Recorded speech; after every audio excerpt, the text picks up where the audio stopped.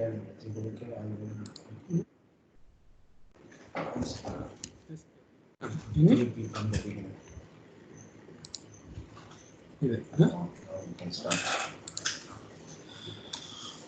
now we will continue.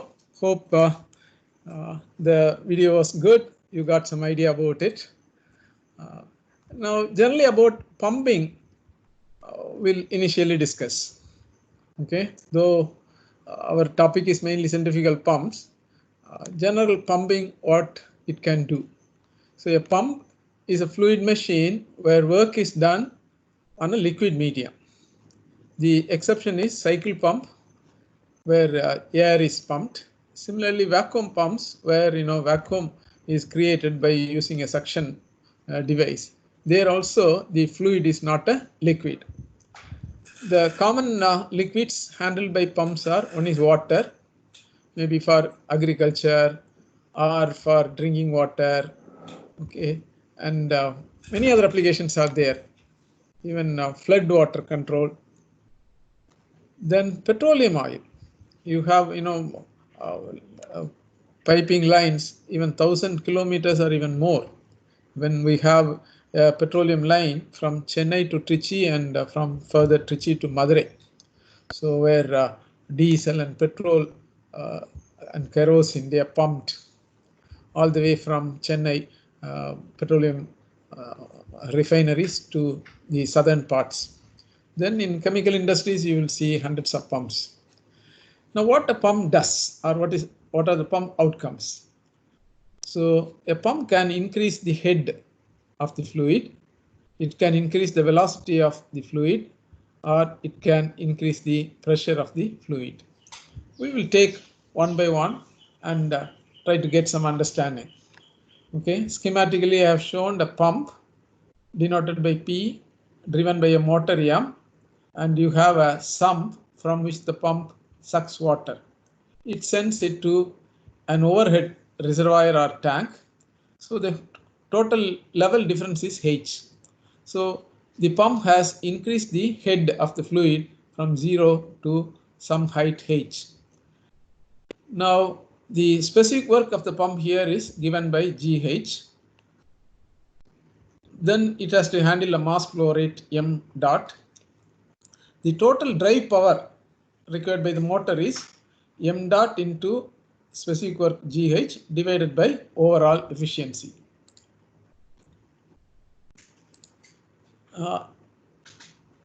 The second case, increasing of velocity. Okay, so imparting kinetic energy. So two important applications I can think of is, one is firefighting, where you need a pump.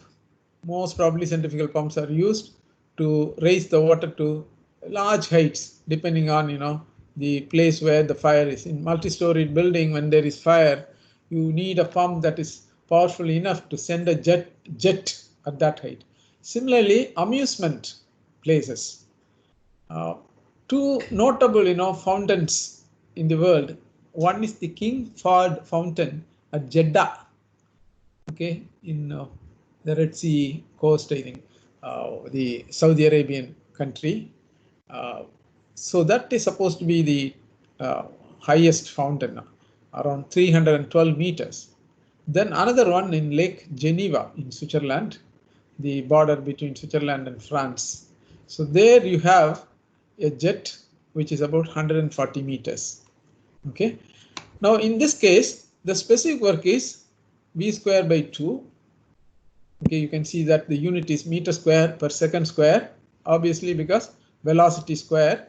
Velocity is meter per second, so velocity square is meter square per second square. So here also, definitely one will be interested in the drive power, the motor power.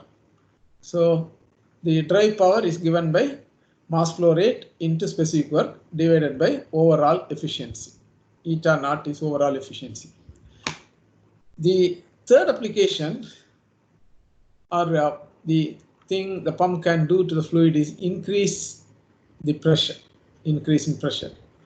So schematically, you have a pump driven by a motor. The pump sucks water from a sump, and sends it to a high pressure air chamber. That is, here in the top, the high pressure of air will maintain the pressure of the liquid. Okay, the pressure is read by the pressure gauge. So it is the gauge pressure, that is how much above the atmospheric pressure. So here the specific work is P by rho g. Okay, this, easily you get pressure is equal to H into rho g. Okay, so sorry, it is actually P by rho only. This g, by mistake I have put, it will be removed. So note that specific work is P by rho. Okay, P by rho g will actually give me pressure head H. H into g is specific work. So H into g will have a unit of meter square per second square. P by rho g will have only the unit of head. Okay, that's an error. Then the last one, the drive power. Drive power is given by mass flow rate into specific work divided by overall efficiency. Now, some simple problems based on the previous things. So, a pump delivers a discharge of 5 liters per second from a sump to an overhead tank, the level difference being 50 meters. Determine the drive power assuming an overall efficiency of 60%. The liquid is water. The solution is, we'll estimate the specific work. The specific work is G into H. So 9.81 into 50, it amounts to around 490 meters per second square. Now we have to calculate the mass flow rate. General equation of mass flow rate is density into discharge, rho into Q. Density of water is 1000 kg per meter cube. Discharge is 50 liters per second. If I convert that into meter cube per second, it is 5 liters per second. So 5 divided by 1000. So if I multiply, I will get in kgs per second. So 5 kg per second. So in this case, you can also think of, 5 liters per second. One can think that 1 liter of water has a mass of 1 kg. Okay, these are all some common sense related ideas you have to develop. 1 liter of water is 1 kg. So 5 liters per second is 5 kg per second. Directly also you can write. Okay, now the drive power is m dot into specific work divided by overall efficiency. So 5 into 490.5 divided by 0.6 watts. So it comes to around 4 kilowatt. Any doubt in this? Okay. No, sir. I will pass on to the next one.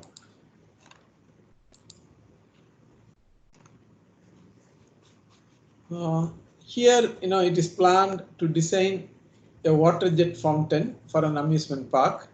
The height is 100 meters and the discharge is 100 liters per second. Determine the initial velocity of the jet and the pump drive power with an overall efficiency of 60%. Here this is velocity head, v square by 2g. Okay, so v is 100 meters. So this velocity head v square by 2g, and the head is 100 meters. So velocity, if I calculate, it comes to around 44.3 meters per second. Okay, that is the base velocity. So with this velocity, when it vertically moves up, it will reach 100 meters. Now the specific work is G into H.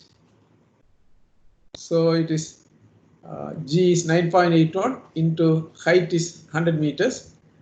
It comes to 981 meters square per second square. Again, note the unit, G multiplied by H. G unit is meter per second square, H is meters. So meter square per second square, the unit of specific work. Then mass flow rate m dot is equal to rho into q. So here also directly 100 liters per second. If you remember that 1 liter of water has a mass of 1 kg, 100 liters per second will amount to 100 kg per second. You can otherwise also calculate rho into q, and it comes to 100 kg per second. Now finally, the dry power. The dry power is m dot into specific work divided by overall efficiency. So 100 into 981, that is the specific work, divided by overall efficiency. If you substitute, calculate, it comes to around 160 kilowatt. Okay, that is the power required. Any doubt in this? No, sir.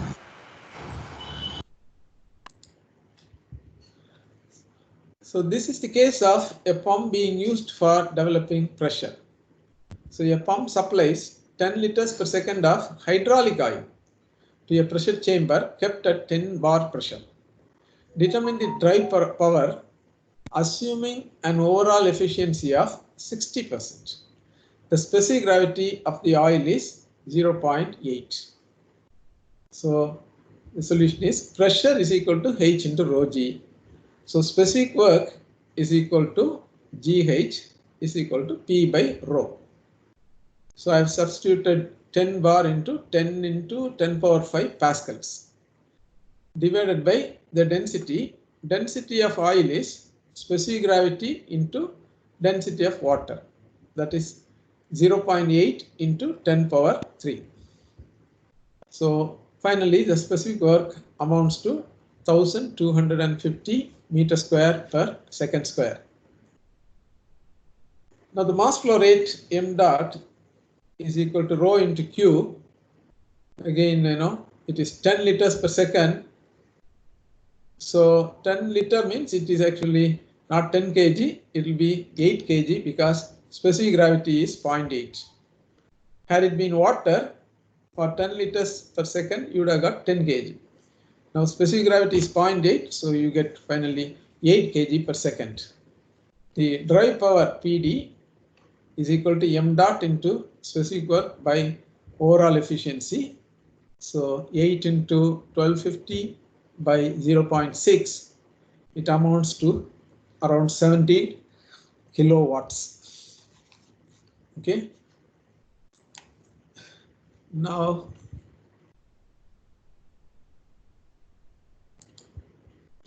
we will have some basics which initially we discussed. Some sort of review. See, fluid machine means under that you have turbo machine, otherwise called rotodynamic machine. The other category of fluid machine is positive displacement machines. Okay. Turbo machines, there are many types. Positive displacement, typical example is the reciprocating pump or a reciprocating device, or there are some gear pumps. Okay, many other pumps are there. Now, if you take a fluid machine, the important parameters are the mass flow rate and the specific work. Mass flow rate into specific work will give you power, and specific work is defined as power for unit mass flow rate or work done per kg. Okay. Now coming to turbo machinery.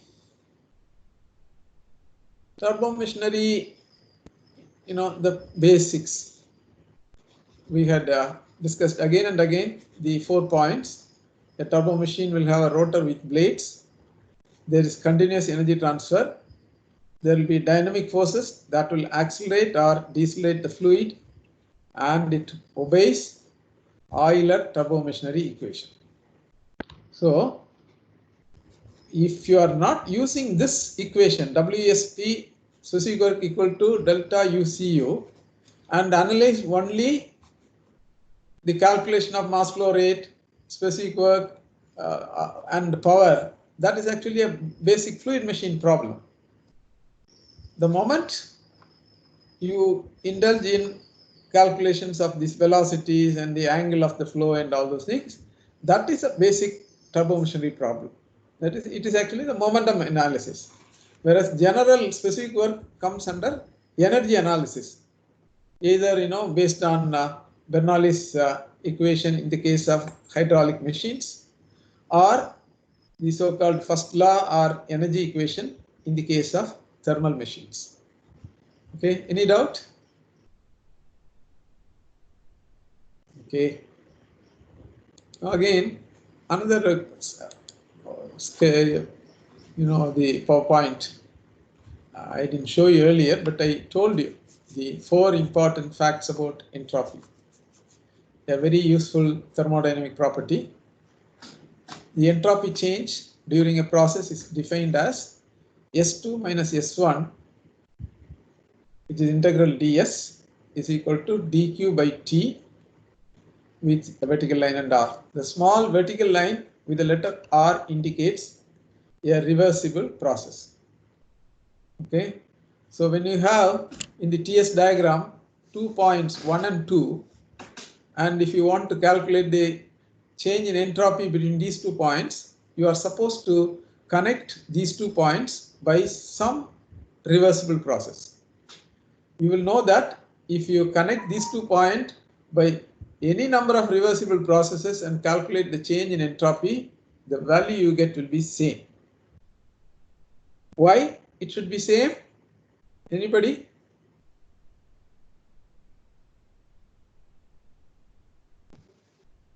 Hello. Yeah. Sir. Yes, sir. Sir, entropy is a state function, so it doesn't depend on that path. Exactly. Okay. So entropy is a point function. See, when we say thermodynamic property, it is a point function. So your process path will not dictate the change in entropy, but what are the initial and final points? That is the significance of this line. So you have to connect the initial and the final points by a single or any number of reversible processes. Reversible process only change in entropy is defined. You can calculate and find out the total change. Okay. Then the other important points: entropy of a system can be increased by heat addition or irreversibility. Entropy of a system can be reduced only by heat removal. Entropy of the universe, which actually consists of the system and the surroundings, separated by the boundary. Okay, the entropy of the universe always increases. And the historical note, entropy increased in 1865 by Clausius, see, one of the founding fathers of thermodynamics. Okay. Now, next, we'll be actually discussing about the actual centrifugal pump. That means we will take the impeller, we shall indicate the blades. For some conditions, given conditions, what will be the nature of the blade directions, okay, the angles, so that whatever energy transfer we want to give, that will be provided by the forces. That is, the corresponding working, the momentum change will exactly match the energy transfer required. Okay, the work transfer has to be matched with the energy transfer between entry and exit as planned. So that is the turbomachinery problem. What sort of blading you will have, the velocities and things like that. Now, any doubt so far? Okay, in this class or previous classes?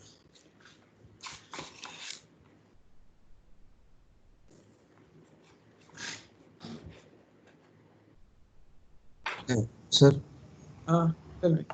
Sir, in the video, there was closed, semi-closed, and open turbines or something.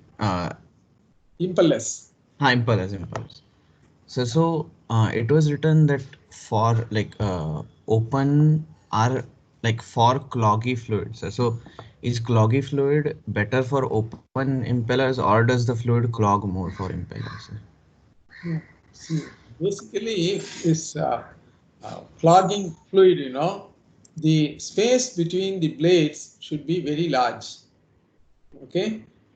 Otherwise, if it is narrow, things may build up and finally block.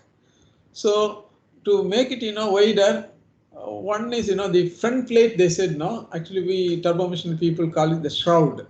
So you have the impeller, consisting of the front shroud and the rear shroud, which carries the blades, that's called the hub also, hub and shroud. People analyze the flow from, hub to the shroud. That is along the thickness of the impeller. Okay, analysis they do. So hub, shroud. Now this front shroud, when it is not there, that is the impeller shown. It is called the semi-open impeller. Now the rear shroud is also partially removed so that the blades are directly attached to the central hub. That is the non-clogging or shroudless impeller. There are again the number of impeller blades can be reduced. You will be surprised to see that the minimum number of blades in such impellers could be just one. Okay, normally you think that at least two should be there. So people have designed, and it must be available in market also, a single impeller blades. One thing, see, if the speeds are very large, there is something called balancing inertial forces. Yeah, you are in final year, no? You have studied, correct. So these things are there. If I ask you about the rotational speeds between comparison between a pump and a compressor, which one will have higher speeds? So sorry, the voice got cut off. The speed of rotation. If you compare between a pump, a centrifugal pump and a centrifugal compressor, which one will have more? See, the compressor will have very high speeds. So your inertial forces, unbalanced forces could be very, very large. The unbalanced mass, if it is at a distance r, the unbalanced forces are proportional to r omega square. Okay, m r omega square. Do you remember? Are you able to recollect? Yeah? So if the speeds are high, these problems will come. See, I'm actually talking about a case where you have a single blade. Single blade means it will be a lengthy blade, some sort of a spiral blade. Okay, and you should have the impeller which is fairly balanced, dynamically balanced. Okay, that is one issue. Any other question regarding the video? Hello. Yeah, sir. Sir, in video you are telling like gear pump is a positive displacement pump. So on what basis you can say this is a positive displacement pump? This is not a positive displacement pump. Air pump. Yes, sir. Air pump. What I meant is the cycle pump, correct? Sir, gear pump. You told na gear pump is a positive. Yeah. Gear pump. Well, gear pump is, see, I'm not given the classification. So your doubt is if it is a positive. I said, otherwise you have not heard, isn't it? Gear pump as a positive. Sir. Yes, sir. Normally, people the first classification is fluid machine into turbo machinery and positive displacement machines. Positive displacement machine, there are two classifications. Okay, one is reciprocating, the other one is rotary. Yes, sir. Okay? Rotary pump, you will rotary, many are there. Vane pumps are there, then gear pumps are there. Gear itself, internal and external gears are there. Now, the question is, how do I say that gear pump is not a turbo machine? Yes, sir. Yes, sir. Yes, sir. Now, yes, sir. for turbo machine, you have the 4 conditions, no? Yes, sir. The first one is it should have some vanes rotating. That is there in a gear pump. Yes, okay. Sir. The second one is almost continuous energy transfer. The third one Yes, is sir. Third one dynamic force. Yeah. Do you feel in a gear pump the fluid is accelerated much or decelerated? Sir, If you have I some think, idea about the working of it, you have some idea about the internal structure of a gear pump? sir, not that much, but I think two meshing gears are there, and when Yeah. they rotate, they pump the fluid. Yeah. On one side it is meshing, the other side you have a casing. Okay. There the blades will be almost rubbing. So between two gear teeth, okay, Yes, then sir. the top surface and bottom surface of the pump and the casing curved surface, they all form a sealed cavity. The whole thing is moved almost at constant velocity. Okay, Yes, so sir. it is not accelerated. So even when you have many such small gear teeth, it doesn't come under that. Now we have yet one more condition, given the fourth one. What is the condition? Sir, Euler. Sir, it should follow the Euler equation. It is not Euler. Please, having studied in NIT, you should say Euler. Okay. Yes, sir. Okay. Yes. EULER. You have the cell phone, no? You find out what is the pronunciation. Okay. It matters really when you go somewhere and say Euler and Euler. Okay. So the Euler equation is not used there. Euler equation is directly, based on the momentum considerations, a small derivations we have done. Okay, this your question is very valid. Many people, get confused whether a gear pump is a turbo machine or not. You want any other? Are you convinced? Sir, anything which is not a turbo machine, can we say that it is a positive displacement? It is a positive displacement pump. Most probably, you can say that actually, I have not gone very deep into that. You have dynamic machines, okay, and positive displacement machines. Okay, dynamic. The other one is positive displacement. In dynamic, you have two categories. One is rotodynamic, other one is non-rotodynamic. There will not be a rotor, but still energy transfer is by acceleration and deceleration and by continuous energy transfer. Okay, there the Euler equation is not used. So they are not rotodynamic machines, dynamic machines, and they are not positive displacement machines. Example is the jet pump, ejectors. Any other question? No, sir. Thank you. Okay. Anybody else? See about the fundamentals.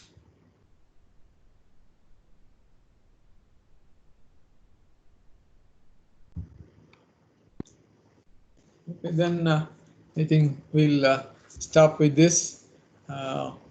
We will take up more numerical problems in the case of centrifugal pumps, the different types of the impeller blades, their velocity triangles. See, the velocity triangle is one important issue, okay, about which I think I will talk tomorrow extensively. There, this triangle consists of three velocities: the blade velocity at the inlet or exit given by pi d n by 60, which is a very concrete thing. There cannot be any confusion about it. The second one is the fluid velocity, the absolute fluid velocity at points 1 and 2. The third one is the so-called relative velocity, which causes some confusion. So individuals, you will have your own idea of relative velocity. How do you really explain the concept of relative velocities? Okay, especially, it is always between two bodies. Okay, two bodies, if you want, they have relative motion. There are explanations like you have relative displacement between two bodies. Rate of relative displacement is relative velocity. But it is an answer, but physically it doesn't say much. You have to really take cases where the two bodies about which you talk about relative velocities, when they are moving along the same line, either in the same direction or opposite direction. Okay, this is one case. The second one is two bodies which are not moving along parallel paths. They are moving along inclined paths. Then how do you explain the concept of relative velocity? It is important because for our turbomachinery energy transfer analysis, this velocity triangle is very important. There we have the relative velocity.